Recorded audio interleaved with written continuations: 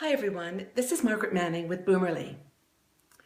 Some time ago, I interviewed Dr. John Medina, who is a brain specialist. He works in Seattle, Washington. And we talked a lot about the aging brain and things to be aware of.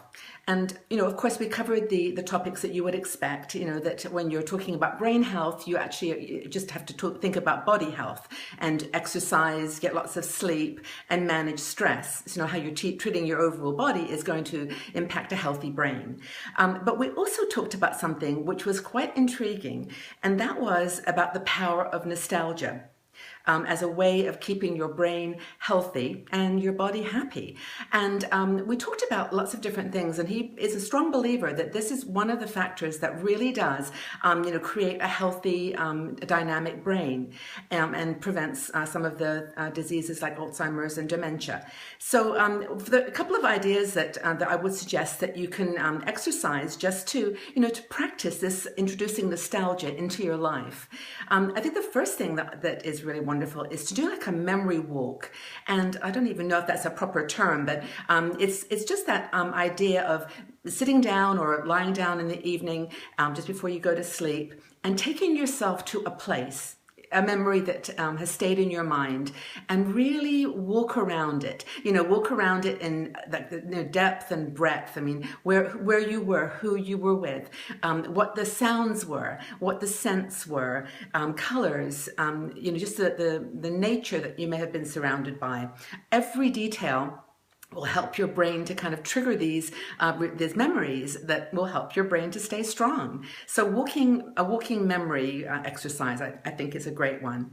Another thing is to surround yourself with items that bring back positive memories from your past. So it could be pictures, it could be maybe something you've collected on a trip that had a special memory.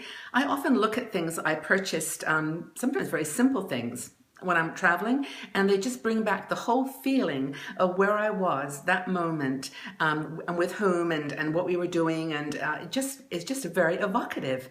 And in fact, I'm a great collector of postcards. Whenever I travel, even if I'm just passing through a train station, I'll pick up a card and I have them on my wall, and it just reminds me every time I look of that moment. And I have a nostalgia, which it really does give you a buzz. It really does make you feel like your brain is working. And then another thing is to write a life story, maybe write a memoir.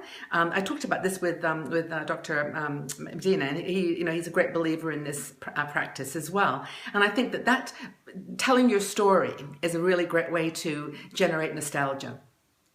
And then the final thing that we talked about was sound and music. And one thing you can do is to create your own happiness soundtrack, your nostalgia soundtrack.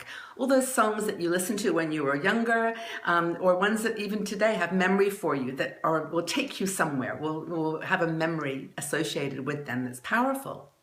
And I think many of you have probably seen the YouTube video with an older gentleman who suffers from dementia in a home, and his daughter in the video brings him his headset with music on a device that goes back to his childhood and in fact his teen years. And Cab Calloway was his favorite artist.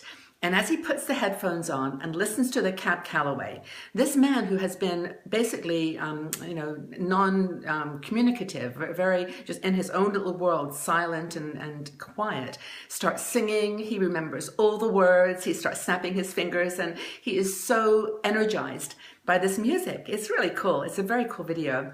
But I think that's another thing that you can do to celebrate the power of nostalgia and to, through doing these things, activate your brain and create a healthier, stronger brain, which we all need into our 50s and beyond.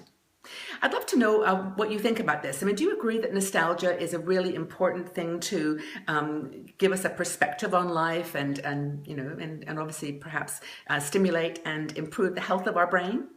Go to the article on the website and read it through and see what you think and give us your feedback. I'd love to start a conversation on this. I think this is an area that we're just beginning to learn about, and I'm very interested to know if anyone has done any research or has any experience that would support this idea of nostalgia having this amazing power. So I look forward to your comments, and I look forward to the conversation. Thanks, everyone. Have a fantastic day. Thanks.